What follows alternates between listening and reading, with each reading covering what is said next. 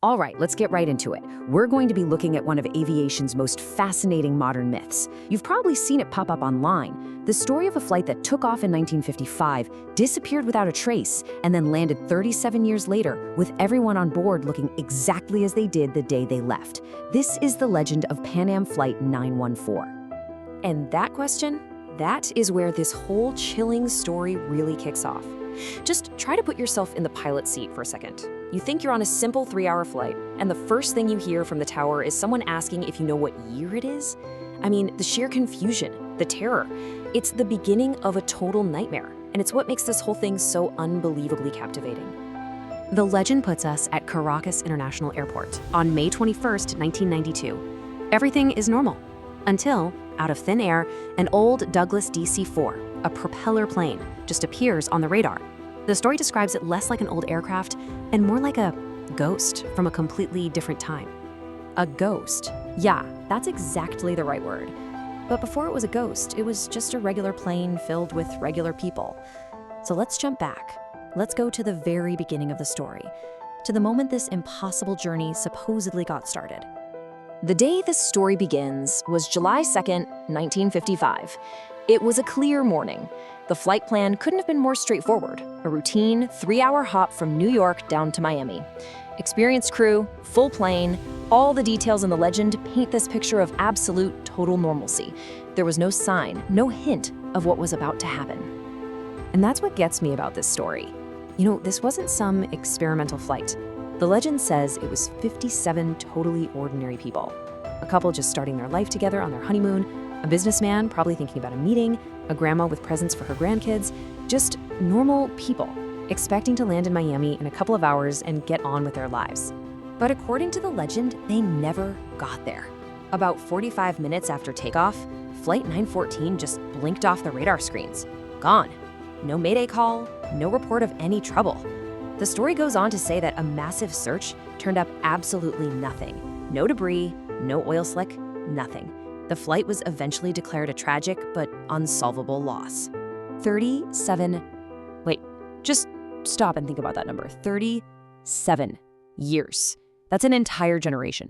Babies born that day would have kids of their own. The whole world moved on. And for those 57 souls on that plane, according to this story, those years were just a blink, an absolute void.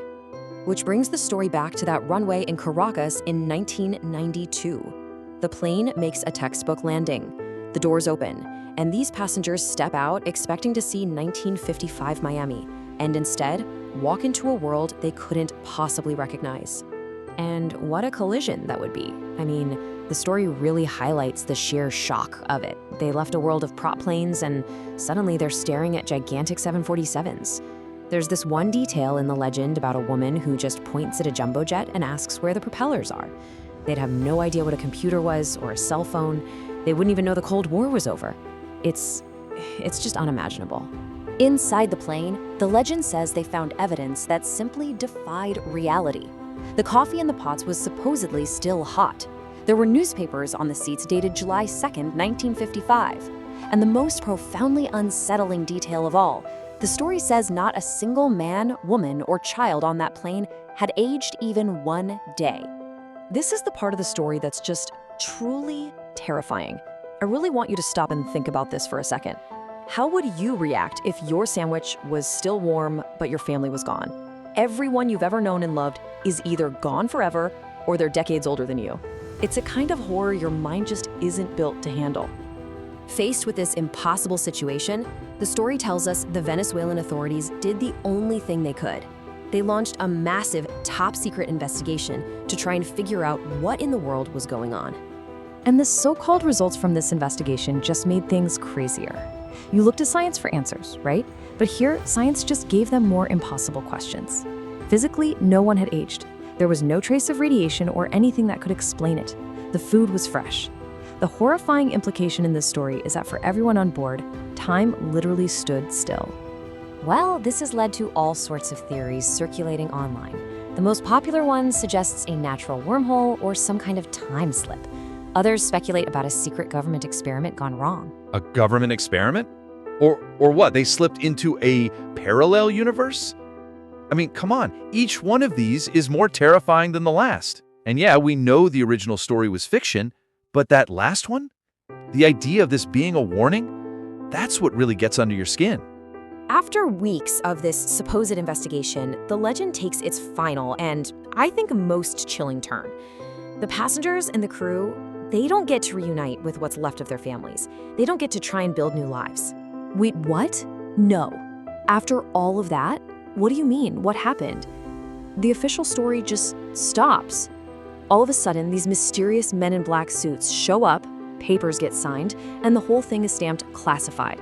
The plane, the crew, those 57 people, they're whisked away to some secret location and nobody ever hears from them again. The official part of the story ends right there, but two very different rumors have persisted about what happened next. The first one is gruesome, that time suddenly caught up to them, aging them 37 years in a single moment, and the shock killed them.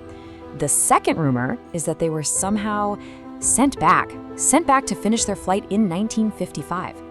And this is supposedly the captain's last transmission. It just perfectly sums up the absolute horror of their situation, doesn't it? Even if they got to go home, could it ever be the same? Or did their impossible trip through time change their final destination forever? It's something we can never possibly know.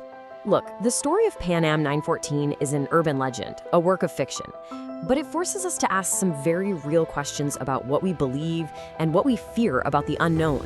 So I'll just leave you with this to think about. If a plane from, say, 1988's landed at an airport tomorrow, and the story sounded exactly like this one, would you believe it? Or would you be terrified that it was all true?